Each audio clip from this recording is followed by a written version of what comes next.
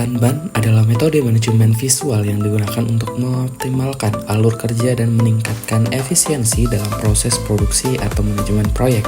Metode ini berasal dari Jepang dan pertama kali diterapkan oleh Toyota sebagai bagian dari sistem just in time. Kata Kanban secara harfiah berarti kartu atau tanda visual.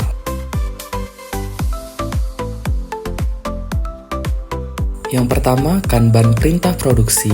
Kanban perintah produksi merupakan metode yang digunakan untuk memberikan sinyal mengenai jenis bahan atau jumlah barang yang perlu dibuat agar seluruh operasional produksi dapat berjalan efektif dan efisien. Yang kedua ada Kanban pengambilan produksi. Sementara Kanban pengambilan produksi ditujukan memberikan sinyal terkait jenis bahan ataupun jumlah barang yang perlu diambil dari proses sebelumnya untuk kemudian didistribusikan kepada proses setelahnya.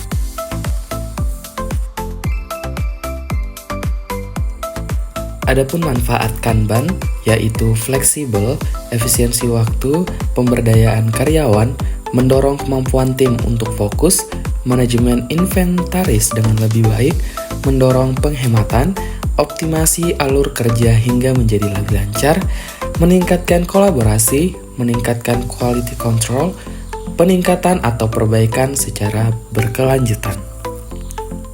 Berikutnya, kita masuk ke bagian simulasi metode Kanban. Pertama-tama, customer mendatangi bagian PPIC untuk melakukan pemesanan produk sekaligus memberikan spesifikasi produk yang hendak dipesan. Setelah melakukan konfirmasi produk yang akan dipesan, bagian PPIC akan memberikan spesifikasi produk ke bagian Mizusumasi.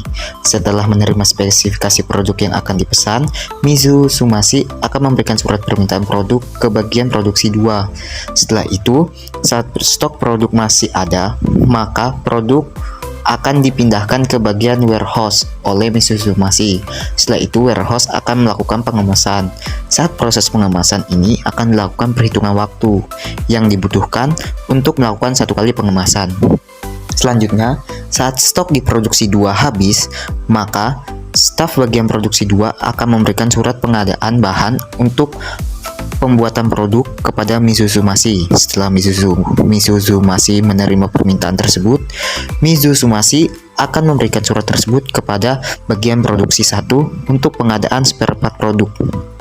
Setelah itu, bagian produksi 1 menerima surat permintaan, maka bagian produksi 1 akan menyerahkan spare part ke Mizusumasi untuk diserahkan ke bagian produksi 2. Setelah bagian produksi 2 menerima spare part dari ruang produksi 1, maka mulailah bagian produksi 2 melakukan assembly atau penggabungan spare part.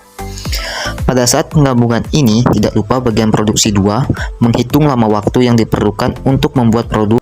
Setelah produk jadi, bagian produksi 2 akan memberikan produk yang sudah jadi ke Mizusumasi. Setelah Mizusumasi menerima produk, maka Mizusumasi akan memberikan produk ke bagian warehouse untuk dikemas.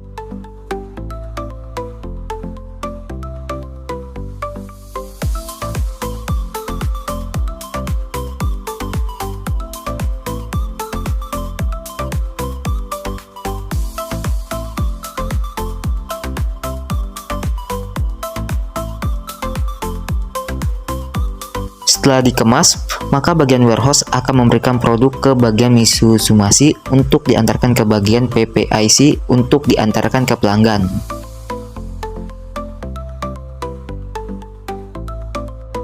Bahan produksi bagian 1 akan meminta pengadaan spare part kepada Mizusumasi. Setelah Mizusumasi menerima surat permintaan spare part, Mizusumasi pergi ke bagian supplier untuk meminta spare part. Hal ini dilakukan secara terus-menerus untuk memproduksi produk lebih efisien dan menghemat waktu.